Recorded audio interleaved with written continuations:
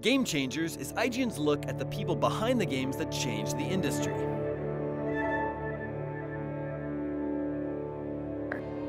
Ten years ago, no one had ever heard the term walking simulator. In a time when first-person shooters like Call of Duty and BioShock defined the perspective, a small team began building peaceful first-person experiences.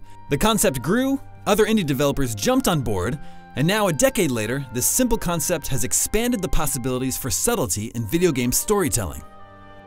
Named after a philosophical thought experiment, the small game studio The Chinese Room is a wholly unique team of developers. While several of their free-to-play game mods garnered critical attention, it was the experimental exploration piece Dear Esther that most raised its profile.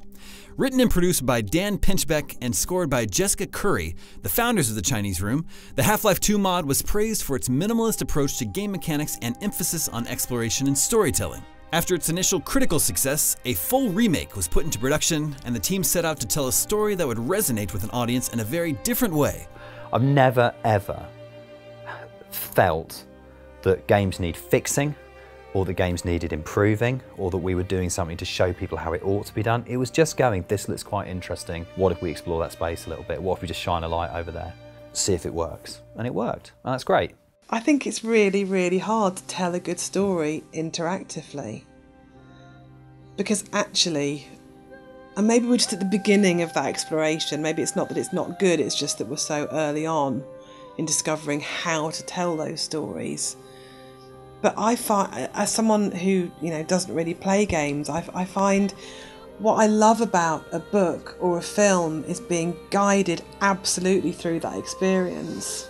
And the auteur says, I'm going to literally control. And of course you're doing that in games to a certain extent, but you're still challenged with, to tell a story in a game, you either have a cutscene, so it effectively isn't a game at that point anymore, it's a film, or you do what Dan did, which I much prefer, which is you give the player the choice, but effectively they still have to stand still while they're experiencing a narrative aspect of the story. The quality of Jess's soundtrack, the quality of Rob's art, and the quality of Nigel's voiceover are all world class. And that is why Esther worked. It's not that it was just a good idea or that it was different or was in the right place at the right time. It was also done and delivered exceptionally well, and in a way that's really interesting. I think we're lucky as well, because Dear Esther was a success and it was uncompromising. It established us as a company who do a particular thing and have a particular approach. Following the success of Dear Esther, the term walking simulator started to appear in reviews and discussions of the game, and those with similar exploratory mechanics. It was a term that would come to define the Chinese Room's games, including their next project, Everybody's Gone to the Rapture. It was initially started out and it was used as an insult, and I just think, great, brilliant, we'll have it, thanks very much, we'll run with that, and throw it back in the faces of the people that were too dumb to, consider that games and innovation are the same thing. It's just the word simulator, it's so sad. It's just really so non-descriptive of what I think. Let's take Everybody's Gone to the Rapture. It's a game about loss and love and grief and relationships and the end of days. How are we going to tag that? Walking simulator. It doesn't mean anything. It doesn't say anything to me. With Everybody's Gone to the Rapture, the Chinese Room set out to not just take ownership of the term walking sim, but also to expand on its possibilities, foregoing the linearity of previous games and maximizing the emotional and narrative impact in a way that only they knew how. Rapture started off from two things. One, walking sims were starting to gain in sort of popularity, and it was starting to be a thing. Again, the one thing that all of these walking sim games have in common is they're all corridors, and they're all like, here's the story, now walk along, now here's the story, now walk along.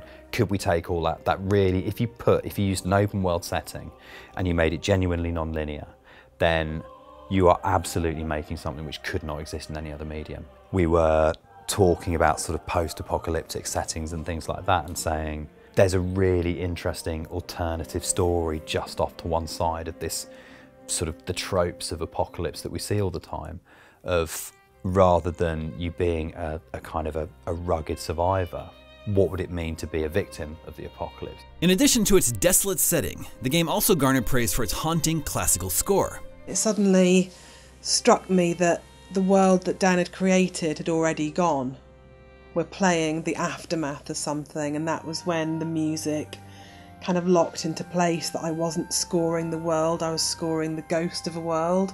And as soon as I understood that, it really locked into a lot of things that I feel about Britishness and music particularly, that we have this golden age actually of music, especially of Vaughan Williams and Elgar, and it's this golden era of this romantic bucolic idyll that is Britain somehow. And that was what I wanted to ape, but it's also something that I have a complete love affair with. Unfortunately, designing a story-rich, open-world experience proved more difficult than anticipated and was draining on a personal level. It's incredibly difficult to pace something when there's virtually nothing in it to pace.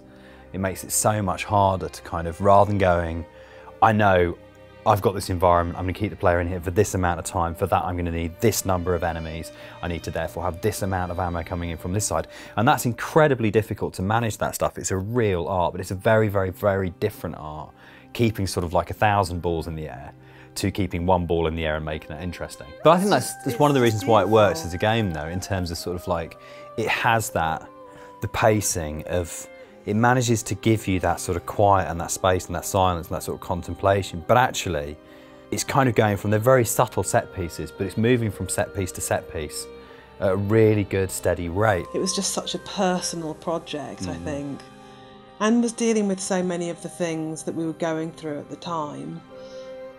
You know, I'd lost a close family member, and I was, I'd been diagnosed as, you know, I was very ill, and I'm not sure we'll ever make a game like Rapture where it's just your heart just pouring out onto the floor, basically. And I think Rapture's a game about the fact that life is kind of crazy and short, and it can be brutal, but these moments of beauty and connection that you feel for other people make it all worthwhile. Everybody's Gone to the Rapture was released in August 2015 and was received with critical praise, winning numerous awards and top spots on several Game of the Year lists.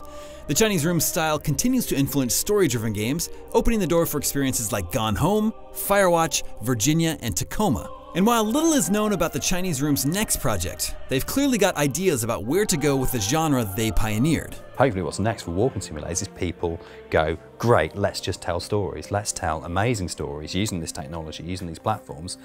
And actually, that should be the driving force. Not the fact that it includes a feature or a mechanic that hasn't been used before, but the fact that it's a new story and that story is interesting in itself. And it doesn't need to be this big, trumpet it from the rooftops, innovation, whatever that is, or it doesn't need to be the most expensive thing ever done. It's just a good little story told well. And that's a good reason to make media. I think you get one life. I know it's really corny, but I just think it is so short. And if you're not, as creators, if you are in a position, that fortunate position to be able to do what you want to do, why not keep challenging yourself and exploring and pushing? On the next episode of Game Changers, we talk to the man who created the strategy game series that conquered the world.